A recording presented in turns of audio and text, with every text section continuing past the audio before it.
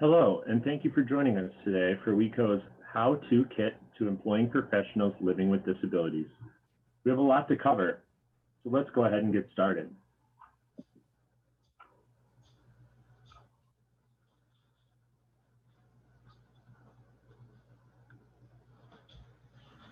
The information found in this presentation are tips based upon the experiences and opinions of WECO Accessibility Services staff and should not be construed as legal advice. Regarding the development and implementation of employment practices, including disability accommodation, it is advisable to seek the advice of qualified legal counsel. The information in this presentation is the property of the Wehrman Collaborative, LLC. Please ask us before distributing this information by contacting us at accessinfo@theweco.com. Thank you. Hello and welcome to WECO's simple how-to kit to employing professionals living with disabilities. Happy National Disability Employment Awareness Month! This year, we are celebrating 30 years of the Americans with Disability Act, or the ADA, and 75 years of NDEAM. So NDEAM is held every October and focuses not only on educating employers about disability employment, but it really shines a light on the amazing contributions that people living with disabilities bring to organizations every day. The goal of our quick how-to presentation is to send you back to your office with a better understanding and some peace of mind about how simple it can be to employ people living with disabilities, with hopes that you feel encouraged to do so. Presenting today are Kelly Ryan, the Director of Operations, and Laura Andert, Operations Assistant at WECO Accessibility Services. A little bit about WECO Accessibility Services. So WECO is not a typical accessibility company. We are mission-based, and all we do is accessibility. WECO is comprised of digital technologists who live with one or more disabilities. Our mission is to foster accessibility awareness and independence for all people, regardless of their disability. We provide services by offering trainings, as well as auditing, consulting, usability testing, and remediation of websites, mobile apps, and digital documents. We have been honored for the second year in a row as a NOD Leading Disability Employer. Staffed almost 100% by professionals living with disabilities, from our entry-level staff to executive management, we live and breathe disability employment. Because all of the people in technical roles at WECO live with one or more disability, our work has special significance to us. We live with the results of our work every day. Your learning menu today will include why inclusion is so important, how to locate and successfully reach out to candidates who also live with disabilities, ways to make your application and interview process accessible, tips on creating your own disability accommodation system, plus points on how to encourage disability self-identification, both in the application process and among your existing staff. So why is inclusion so important? This year, we're celebrating the 30th anniversary of the ADA, which is a civil rights law that protects access and opportunities for people with disabilities. The ADA is one of America's most comprehensive pieces of civil rights legislation that prohibits discrimination and guarantees that people with disabilities have the same opportunities as everyone else to participate in the mainstream of American life, to enjoy employment opportunities, to purchase goods and services, and to participate in state and local government programs and services. That quote was taken from ADA.gov. The ADA was designed to level the playing field so that everyone, regardless of disability or capability, can participate in life. That includes buying things, accessing services, and being employed. Our slide reads, "Being a disability including employer is good for recruitment, retention, engagement, and ultimately the bottom line. This was taken from Disability In, and our photo shows hands from different individuals raised together into the air to show togetherness and inclusion. So let's talk about why inclusivity is good for business. What WeCo learned with the shift to the virtual world caused by COVID is that because we already practice a lot of the operational accommodations for people living with disabilities, our transition was just business as usual. While other companies were grappling with how to work virtually, how to accommodate schedules, and how to manage these virtual teams, we were growing the business. According to a recent report from Accenture, companies that offered inclusive working environments for employees living with disabilities achieved an average of 28% higher revenue, 30% greater economic profit margins, and 2 times the net income of industry peers. What they have taught us is that including individuals with disabilities into your company's workforce and then following that up with resources and support is just good business. Diversity and inclusion matters to society and the economy. According to a 2013 survey from a BBMG survey titled From Obligation to Desire, 2.5 billion consumers worldwide, which represents 36% of the global population, are aspirationals. So they define themselves in part through brands, and yet believe that they have a responsibility to purchase products that are good for the environment and for society. In the paper, An Undervalued Market, The Purchasing Power of People Living with Disabilities, which was authored by the American Institutes of Research, 92% of consumers have a more favorable perception of companies that hire people living with disabilities, and more than 33% of respondents prefer to give their business to companies that employ people living with disabilities. Businesses focusing on hiring people with disabilities also help add to the economic status of this group. The buying power of this market is sizable and is only going to continue to grow as the baby boom generations enter into retirement. The U.S. Office of Disability Employment Policy categorizes persons with disabilities as the 3rd largest market segment, with around 1 million people, or 15% of the world's population, experiencing one or more type of disability. So nationally, that's 20% of the U.S.'s population, or 1 in 5 of your potential customers will experience disability in their lives. After taxes, the disposable income for the working age person with disabilities is about $490 billion. So that's $490 billion that's pumped back into the economy. And keep in mind, disability communities are really tight-knit. Word spreads really quickly. So improve your brand loyalty by employing the high-quality workers with disabilities. So the image used on this slide shows a woman sitting in a wheelchair, dressed in professional attire, smiling with her teammates behind her at a workstation. There's a lot of value that inclusivity can bring to the team. People living with various disabilities bring with them valuable perspectives into products, ideas, and processes. Feedback from people living with disabilities on product and service creation can be invaluable ways to inspire innovation and improve productivity. People living with disabilities are a dedicated workforce. They are strong performers. They have proven lower absenteeism, increased employee engagement, and higher retention. Employee performance and retention can be greatly improved by simple accommodation practices. They're essentially just, creative alternatives for traditional ways of doing things. We'll refer to accommodations also as alternatives, adjustments, or modifications as we go through our presentation. Implementing alternatives or modifications into your company's normal operations helps ensure that all employees can do their jobs at the best of their ability, which means they can bring their whole selves to their job.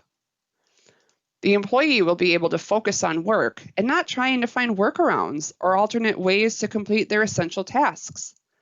This can greatly improve the efficiencies, innovations, and creativity needed to be successful in their roles. Taking away those obstacles will leave your employee happier and more confident in their work and more likely to remain at your company. Companies who aren't familiar with disability employment can get pretty nervous when thinking of how difficult and expensive these accommodations could be. In reality, you probably do some of this already. Making accommodations to your facilities and everyday practices should not be scary. These modifications do not need to be intimidating or costly. Most can cost $0 to implement, and when there are costs involved, the average cost of accommodations per employee is less than $500. Be empowered to be creative, and don't be afraid to include your employee in the process. They'll know what they need, and most likely will offer up solutions when requesting the accommodation. Keep in mind, not every suggestion needs to be approved. You are allowed to offer up alternative solutions, up to actually denying accommodations under certain circumstances. Some examples of workplace alternatives or adjustments that are used daily can be very simple. A short list of some types of accommodations that could be provided are offering information in more than one format. You'll notice on our slides that we always have an accompanying picture that goes with the information we're communicating in our presentation. That's because people of all abilities process and retain information in different ways. The image on this slide shows a quiet workplace, which includes a computer monitor, a calendar, and some bookshelves. This helps reiterate to the participants that we're talking about workspaces. We offer different options for holding our interviews, our annual reviews, accommodations, requests, and etc. So if someone needs an accommodation, we have it at the ready.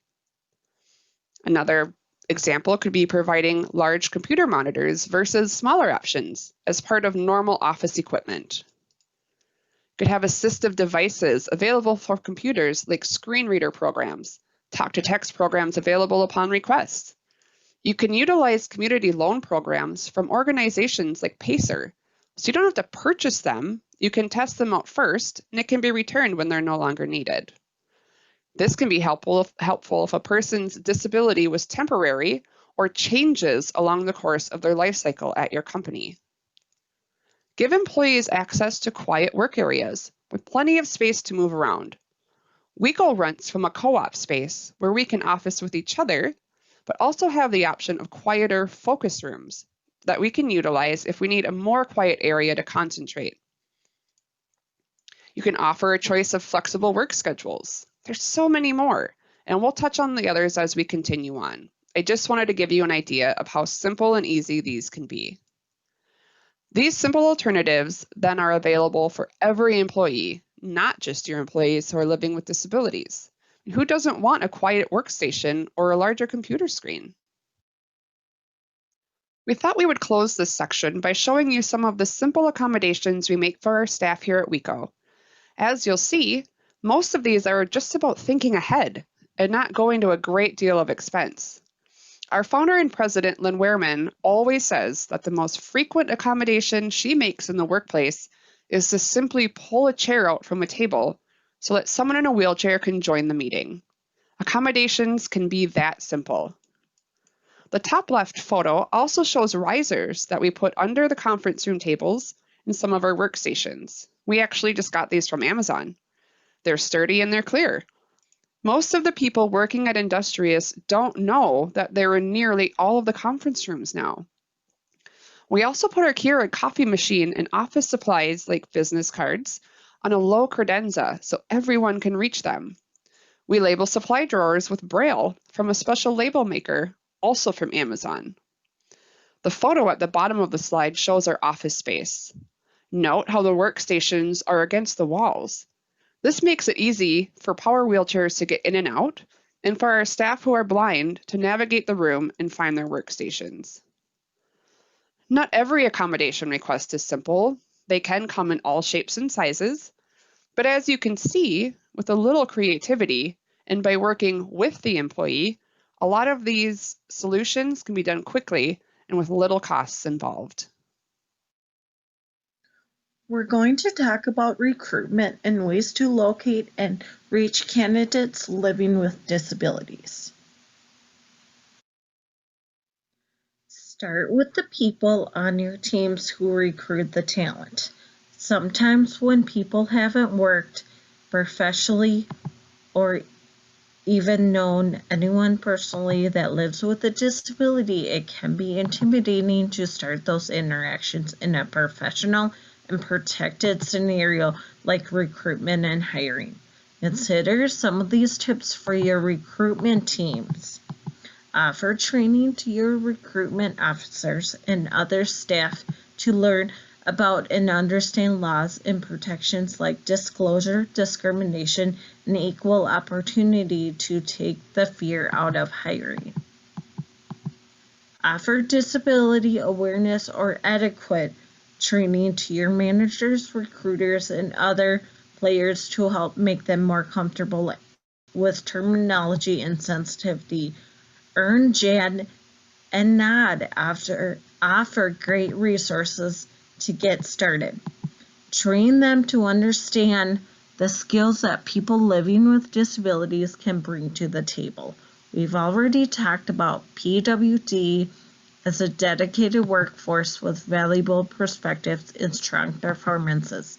It's important to realize that the life skills that PWD have can be easily translated into valuable professional skills as well. The quote from this slide says, "A skill of mine is looking at a problem and being creative on how I solve it, and methodological on how to break it down." This has come from navigating the world in a wheelchair. This is an asset to me in the workplace. Other skills off the top of my head can include increased memory capability, laser focus, problem solving, increased creativity with an ability to look outside of the box. Time management and prioritization also come natural to people living with disabilities. All these skills are necessary for everyday life, and so they can translate easily into the workforce as well.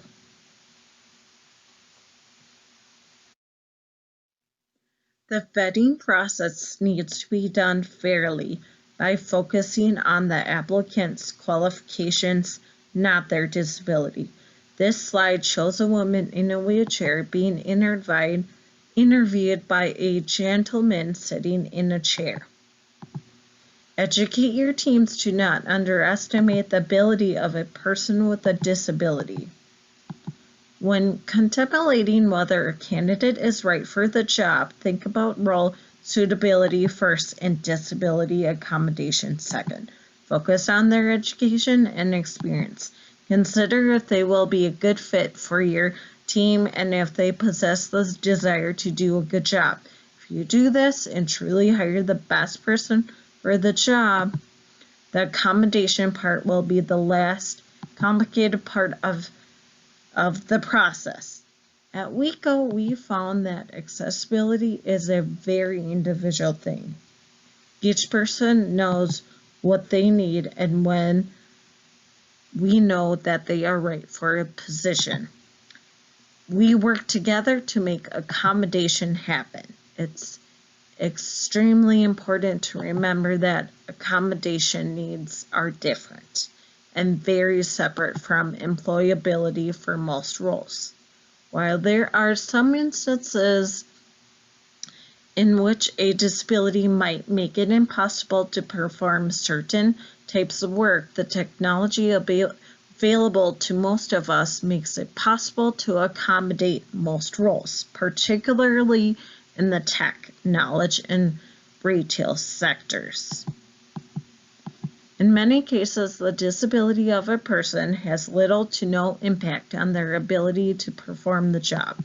They've read the position or job description and know what they are capable of. Most candidates will come into these interviews knowing what they will need to be able to complete their job duties. Normalizing the accommodation process into everyday operations will help bridge the gap and help your candidates and employees feel more comfortable disclosing their needs earlier in the process.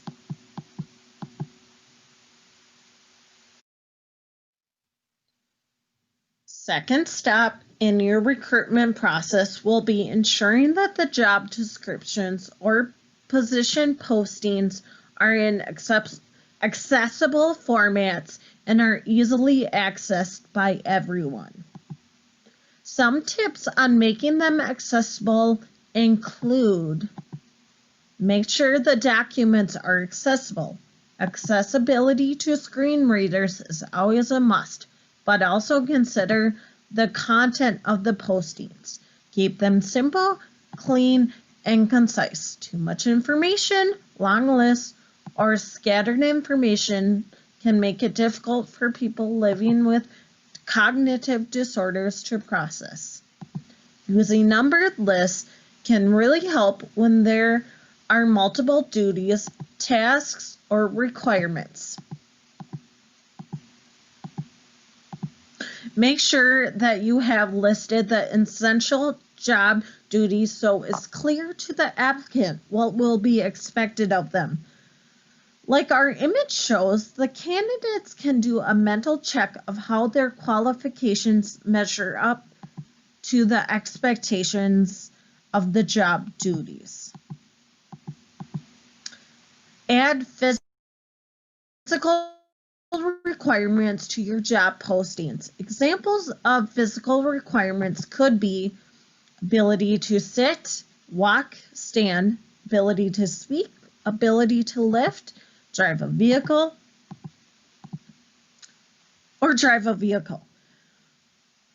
When WECO lists requirements, we make sure to be as detailed as possible. An example is the ability to communicate versus ability to speak. Does the candidate have to have the abilities to speak, or is it okay for them to communicate in different ways? Another example is the requirement to walk. Does the candidate actually need to walk, or do they really just need to be able to be mobile? Part of my job is assisting others who are living with sight-related disabilities. So I need to be able to walk to guide them. Getting copies, running coffee, grabbing lunches does not require a person to actually walk, but they need to be able to get from point A to point B in some way. Being clear about things like the job requiring them to leave the building to run for things is vital in their decision-making process.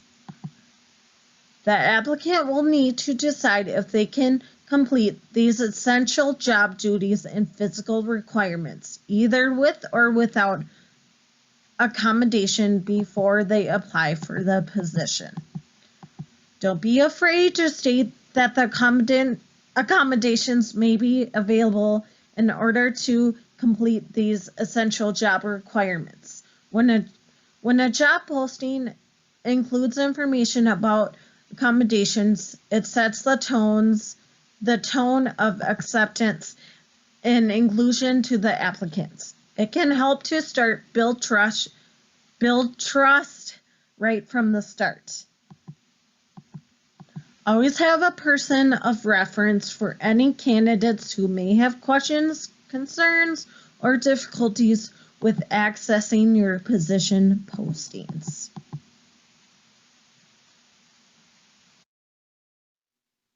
LinkedIn has a large amount of disability employment groups where companies are encouraged to post open positions.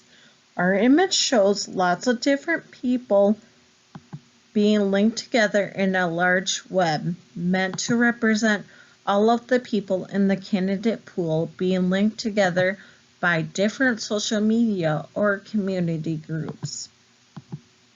WECO's LinkedIn group, Disability Connection, or DEC, is just an example. There are websites focused solely on inclusive employment that you can research and utilize.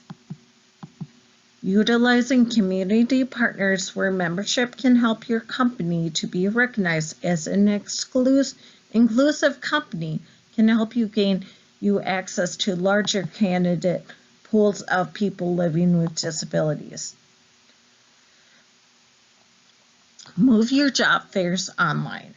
There are several organizations who offer online job fairs, including online job fairs to your recruitment efforts. Help to include individuals who many have difficulties being able to participate in the in-person fairs and helps reach more people in general. You won't be limited by geography. You can reach anyone, anytime, anywhere. The next place to check for possible modification opportunities will be in your application and interview processes. The image on the slide shows a cartoon image of a gentleman being interviewed by several people. We use WUFO forms for our applications as they have been verified as accessible, and every candidate is directed to fill it out completely. If it is not filled out completely, they are not considered. Giving people shortcuts is always detrimental in the end, and people living with disabilities don't want to be coddled or catered to. They want to fight for a position just like everyone else. Regardless of the position the applicant is applying for, WECO lets the applicants know that accommodations can and will be part of the process if requested.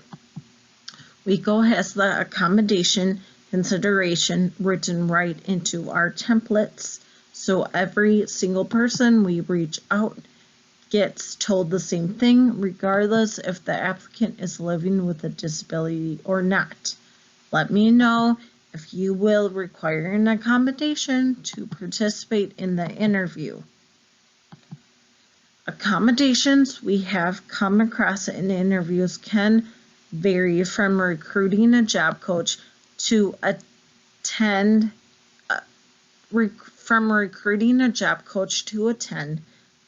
accommodating an interpreter provided by the candidate, and the most common is a request for an alternative type of interview.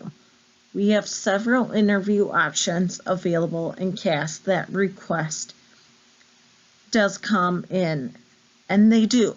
Our hiring managers have held interviews through interpreters, emails, chat boxes, as well as on-site and virtual options. There's nothing that we won't do to make it so people can participate. After all, we've reviewed their application and resume, and we're interested in them and believe that they may be a good fit. The interview process should not hinder that potential from joining the team. The important thing to remember is to not single out anyone. Ask the same question and offer the same information to every single applicant, even if you know the applicant does not have a disability.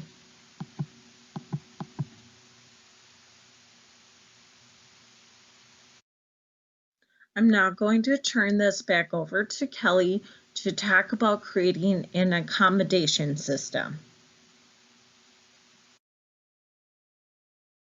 So we try to come up with some of our most common accommodations that we try to normalize into our everyday operations. Some of the things we've done since the start, some of these we've learned to implement along the way. Remember, this is always a journey. WECO is still on this journey. Our image shows people talking and shaking hands, one within a computer screen and one standing outside of it. So that brings us directly to virtual offices. So we've all learned this year that with a little ingenuity and some adapted processes, moving your staff online is very doable. This is an accommodation that has long been avoided by companies. Remote work has been a top accommodation request for many years, and now that it's proven to work, consider leaving this as an option for your workers, if their job role allows for it. Allowing people living with disabilities to work from home removes so many hurdles and allows their time and energy to be put to better use, like being efficient and productive members of your teams. Offer some flexible schedules. We believe in offering our employees the option to make their own schedules. Some choose to remain in the more rigid schedules that are more widely used by organizations, but most of our employees choose to follow a more flexible schedule. Offering this to employees is good practice for many reasons. Your employees know when they're most productive. Your employees will call in sick less because they can plan their appointments and other responsibilities around their projects and timeframes. This doesn't mean you have to let them have complete free reign of their days. You can still have core hour expectations and, of course, strict deadlines on their projects, as well as daily and weekly check-in meetings. We use a project management system that is accessible that allows us to assign tasks, track communications, and set deadlines. Remember to trust your employees. You trusted them enough to bring them onto your teams. Now trust them just to get their work done. When providing equipment to your employees, consider ergonomic-friendly options of keyboards, mouse, and chairs.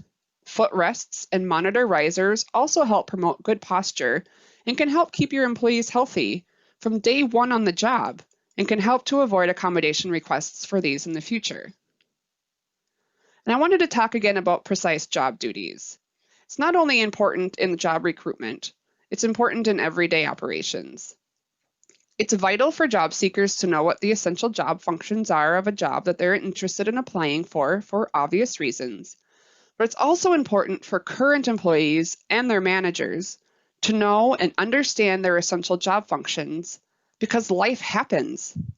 Someone may not be living with a disability when they start, but could find themselves in temporary or permanent disability within their life cycle at your company. A common type of accommodation can be removing non-essential job duties or possibly moving an employee from one role to a different, open position based on their ability to complete the essential job requirements. Have those job duties clear and concise from the start to take any guesswork out for your HR department and management teams. Accommodations in training your employees. Just like how utilizing virtual job fairs ensures that people of all abilities can participate, the same thing rings true for trainings. It's okay to offer on-site training, but find a way to offer the same training online. These can be live or pre-recorded. We suggest utilizing a captioning service for online trainings and meetings if you plan to record them and use them for the future. It's a good rule of thumb to have recorded meetings or trainings verbatim captioned before sharing them with your teams, as you never know if someone will need that in the future. Our image shows a woman being a part of a virtual meeting or training with 4 other people who are on her computer screen. Make sure that the information being shared on site is also shared in the virtual meeting room. PowerPoints that are made accessible are a great option to ensure that the information is being received by all. Be sure to add not only verbal cues to your presentation, but visual cues as well. People have different abilities when it comes to processing information, so offering multiple ways to communicate your information is an important type of accommodation. And be sure to describe the visual cues you've used on your slide. You can digitize all handouts and send them out to the online participants prior to the training in PDF form. Offering your materials prior does not mean that the participants have already learned what you're training. They will still depend on your trainers taking them through it. Offering it early just allows people a chance to review the materials early to ensure they can follow along and plan for their training experience.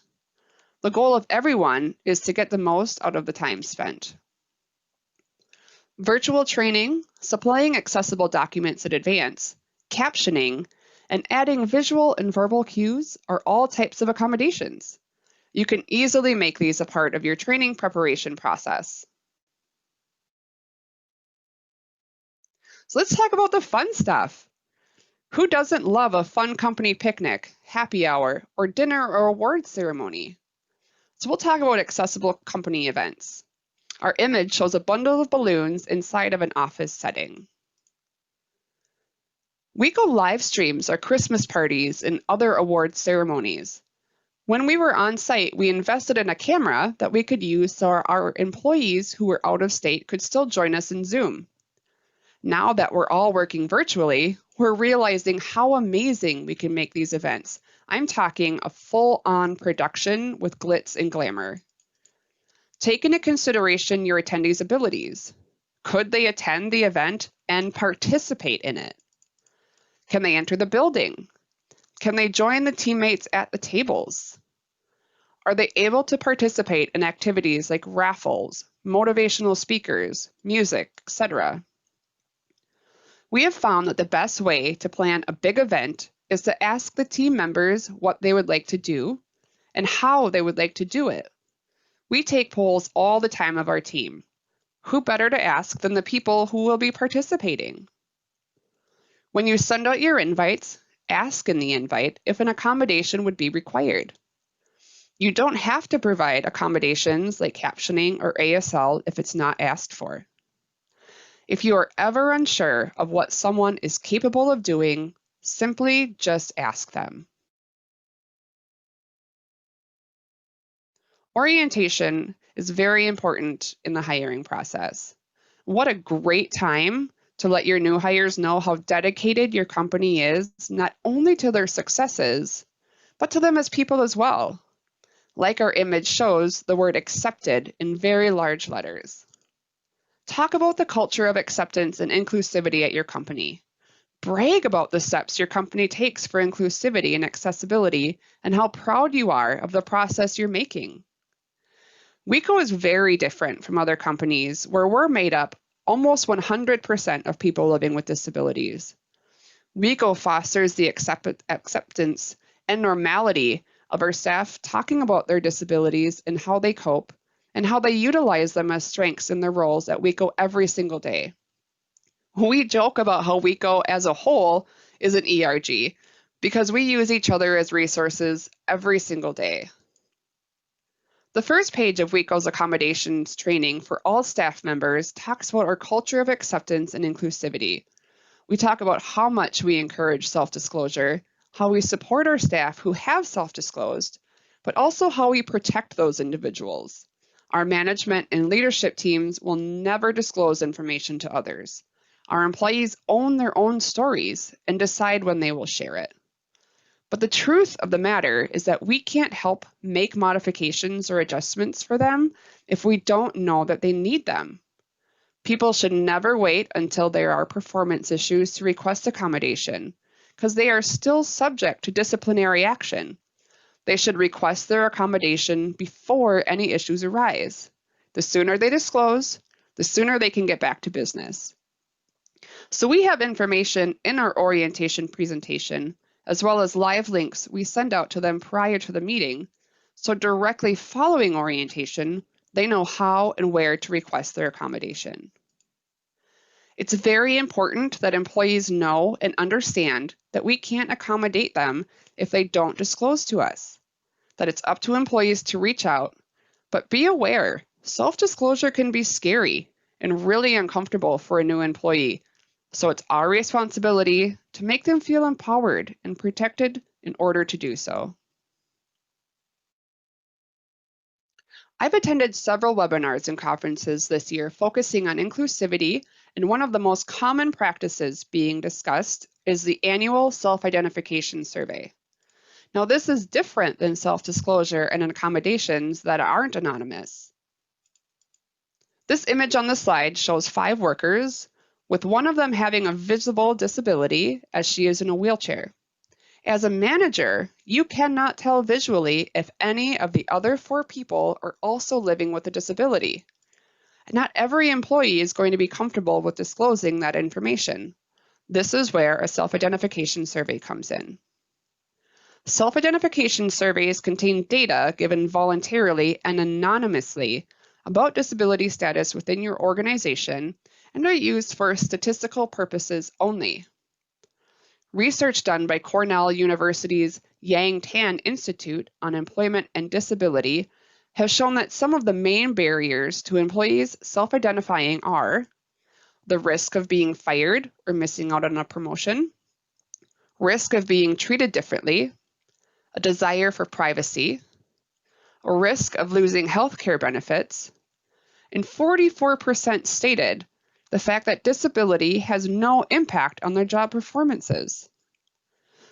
There are several different things you can do to help promote your employees to engage in the self-identification surveys. Explain how the data is collected and how it's used to improve representation of people with disabilities within the company by helping to implement ERGs within your company. Provide statistical data on the need for more accessible workspaces, processes, and opportunities.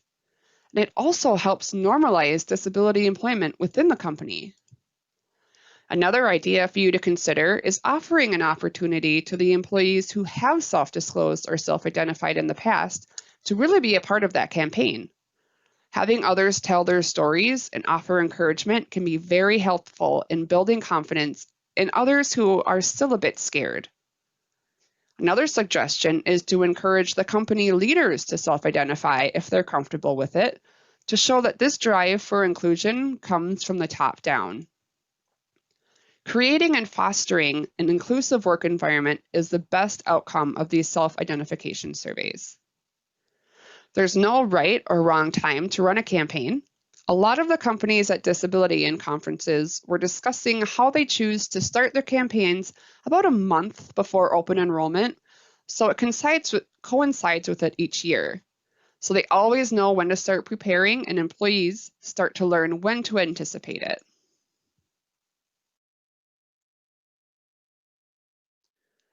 Retention of good workers isn't always about pay. It's also how you support them and what your company can do to make them feel not only included, but heard. So we're going to talk about some company resources. Our image on this slide shows 3 employees standing side by side with each other. One of the employees has some arm crutches. Start building up company resources for your employees to join. Work with your employees to create a disability ERG at your company. Being a part of an employer resource group within the company could help ease the concerns of employees who are considering either self-disclosure or self-identifying. These groups offer a sense of community and togetherness within your organization. Ask someone from leadership to be a sponsor and an advocate for these groups. Help these groups feel like they are being heard and take them with you on the journey you're taking towards being a more inclusive company. Join movements like Disability and Nod.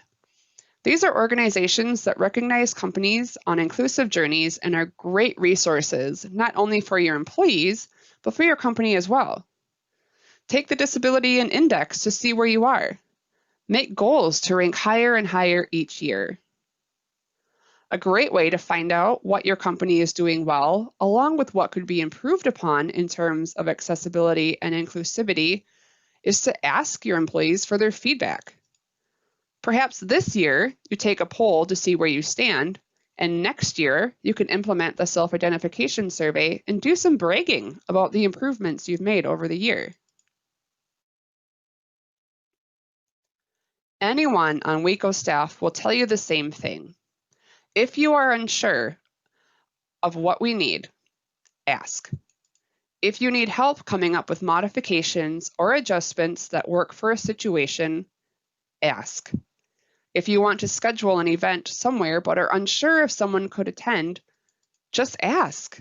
You do not have all the answers and should not pretend to. You'll stress yourself out and make things much more complicated than they need to be. Keep it simple by familiarizing yourself with the resources that are available to you. Some of the resources that WECO relies on are JAN, answers to all of your accommodation questions. What can and can't be asked? What is considered reasonable? Disability In offers a free resource library. NOD offers tools and resources. earn employer assistance and resource, training center, and resources. There are so many more out there, you just need to look at and find them.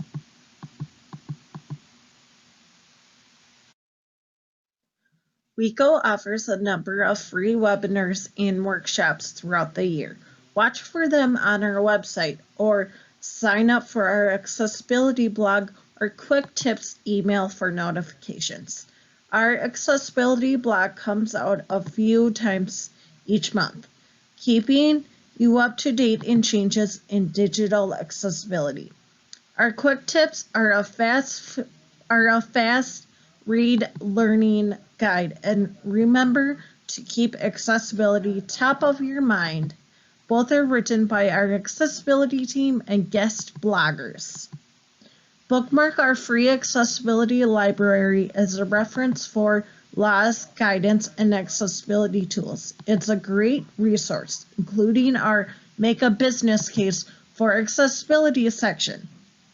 All of our resources can be found under the Resources tab of our website. Our Facebook, Twitter, and LinkedIn feeds also keep you up to date on the latest changes to legislation, emerging accessibility technology, and on what we're up to. Follow us.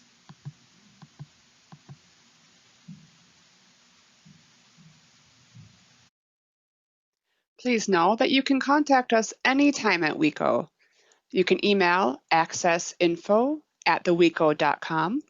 That's ACCESSINFO@THEWECO.com.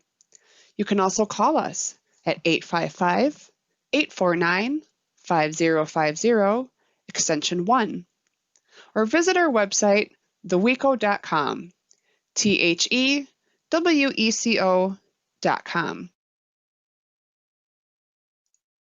Thank you for joining our celebration of National Disability Employment Awareness Month. We are now going to welcome Kelly Ryan and Laura Andert to answer any of the questions that you may have.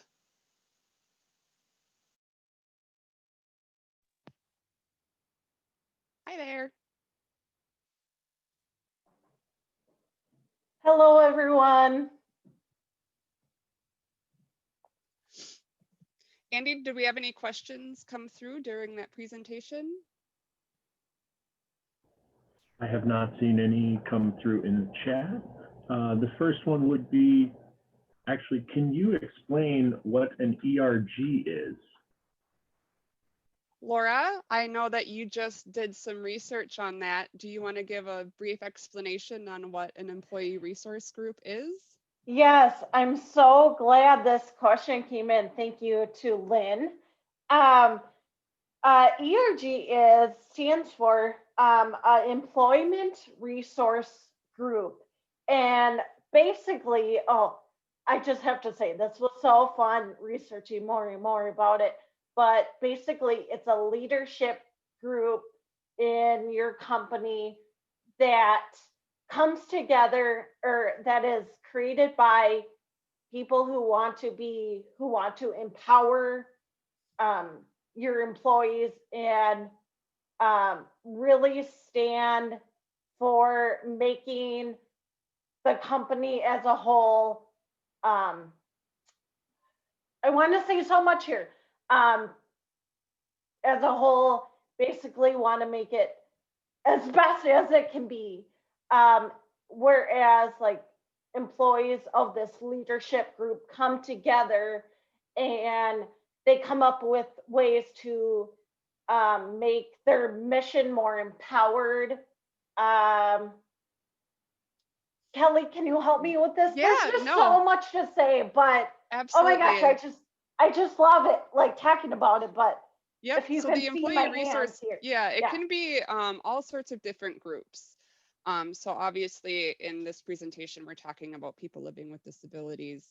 So it's where, like Laura was saying, people can come together and they can discuss ways to make their jobs easier. They can talk with other people that are going through the same things. And sometimes then it's used to talk with management or with executives on how to make the company more inclusive. So that would kind of be the goal, to get more resources in, maybe different support, things of that nature. So thanks, Lynn, for asking that question. And then I just quickly wanted to add this or employee resource groups, they come together and they think of fun things to do to get out there in the community and help support, like whether it's like volunteer for an activity or for an organization as a team. And that's really where the empowerment comes from, teamwork, doing this all together. So, Thanks. yes. Another question that I received was, it seems like WECO staff are very open about their disabilities. What happens when someone isn't open? I can answer this. As you learn in the presentation that our presentation, it's really up to the individual employee to self-disclose their disability. But here at WECO, again, we do not pressure someone to be as open as they want to be with their disability. We invite them and we encourage them to share their experiences or just what if they're struggling with a task, how they are struggling with a task. We encourage them to be open and honest about how we can help them make it better. Absolutely. For them. I'm going to But, piggyback. Go ahead. yeah. Sorry, Laura. Oh, no, that's okay. That's okay. Again, there's so much to say here, but it's really, again, up to them how much they want to disclose. And we do, here at WECO, we do not pressure anyone to be like, you need to be more open. Okay. So, yes. Okay, go ahead, Kelly. Yeah, to piggyback, disclosure is a very personal decision. It's a very personal experience. I think the biggest thing is reminding and letting people know that we want you to disclose as early as you can if an accommodation is required, because we want to get you back to being the best that you can be. And so we understand that there's a fear, but that's why we try to have as many conversations about accommodations and how inclusive we are and how supportive we are from the very beginning, so that there's a little bit more trust built up by the time that they're ready to disclose. Yes. Yep. That's awesome. Thank you. Well, what kind of challenges do you face with disability disclosure and job performance? Again, I think it's a very personal experience. If someone is performing under, obviously during that discussion, accommodation and disclosure may come up, and that's great. That's okay. But we really encourage people to disclose before those performance issues happen, because you can still be subject to some disciplinary steps if you wait too long. So as soon as you feel, or as soon as you notice that your employee's performance is starting to lessen, start opening up some dialogue with that employee as soon as you can. Wonderful. How long does your accommodations process take? That can vary. Mhm. It can vary a lot. If it's something as simple as someone needing to change their schedule, if it's something as simple as just getting them logged into a program on their computer, that's very fast. But then if we have to order something, or if we have to make a huge shift, that can take a little bit more time. We do have time limits set for expectations within our process. once we receive that accommodation request, we have X amount of days to respond, and then from there, X amount of days to come up with a decision. But it can really vary depending on the request. I was just gonna chime in.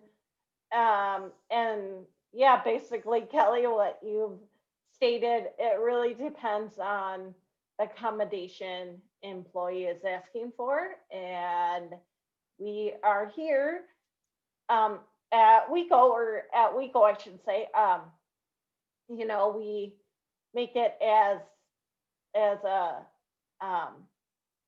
or we make this process here at WECO as smooth as possible as far as accommodation process. And we hope employees do speak up if they need accommodations and do not hesitate. But again, we invite them to speak up if we see a performance issue on a task or a project that they're leading. We politely say or invite them, initiate the conversation in a polite way. So yeah. Awesome, thank you. It sounds like a lot of these accommodations are on a case-by-case basis. Absolutely. So I just wanted to highlight that. Thank you. How do you handle the situation when other employees inquire about accommodation you've put into place for someone else? It's something I ran into more at my old job than I did here. Obviously, WECO is so different. Everyone kind of has a same but different experience that they're living through. And so that empathy and that understanding is already there.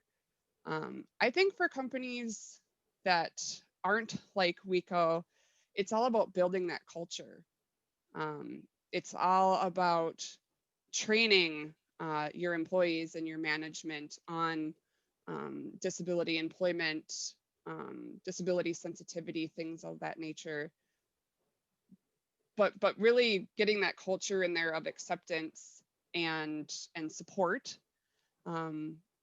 You can always remind people that there are protected classes and there's protected things like FMLA that we don't really want to worry too much about what other people are doing and what other people are going through. But yeah, I think it's definitely a culture situation.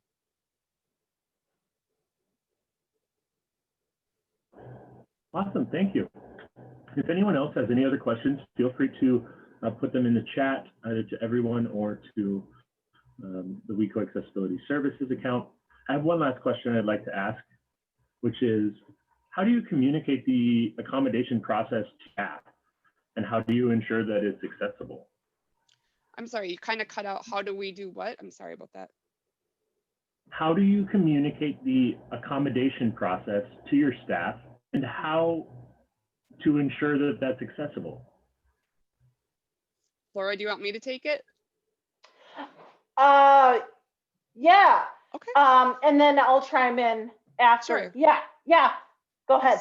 So we actually, I think it was in June, we did a full-on accommodation process training. We got all of our staff together and really went through the process, what the expectations would be, for them to understand what will happen when they make that request.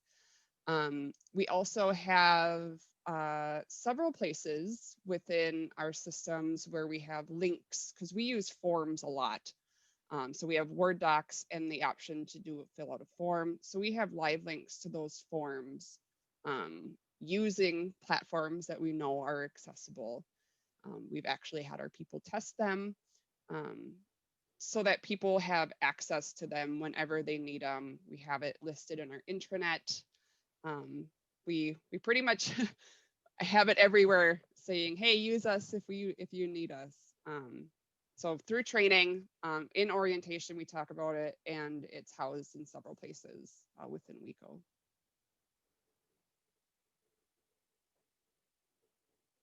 Kelly, and I will piggyback on what you said.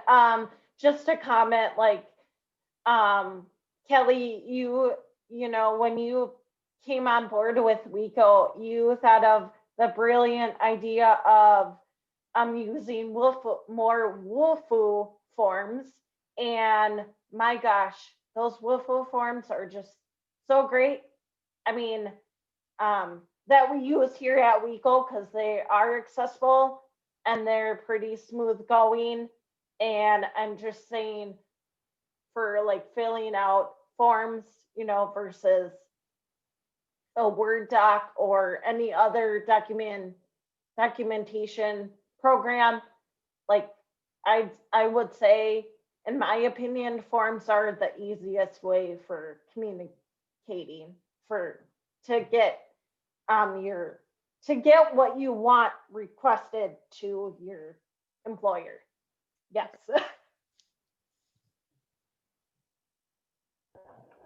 Awesome. Well, that takes us to the end of our time. Thank you again to everyone for joining us today. It was a great presentation. Thank you to our presenters, Kelly Ryan and Laura Andert. Hope you guys can join us in the future. And again, if you have any questions, accessinfo@theweco.com is a great email to reach out to. Thanks again and have a great day. Thank you. Thank you, everyone. Thank you for joining. Have a great day. Hope you learned a lot.